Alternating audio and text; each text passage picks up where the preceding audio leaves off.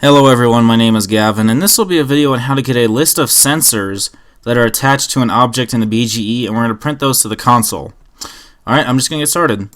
So let's go from defaults to game logic, Blender Vendor, Blender Game, and on our cube in the middle, add an always sensor, add something else like a keyboard sensor, and I'll just minimize this keyboard one. Let's add a Python controller and connect it like this. And let's now do templates, Python, and then game logic simple. Drag this out, delete the portion I've highlighted, and hit Control and scroll up on your mouse to make your text larger. Let's add the script into our controller right here. And what we're going to do is just print own.sensors. That's all you really need to do. So minimize this and open your console by doing Window Toggle System Console. And you should see if I hit P, it's just going to print always in keyboard, just like the names of our sensors right here. Alright, so I hope you guys found this useful.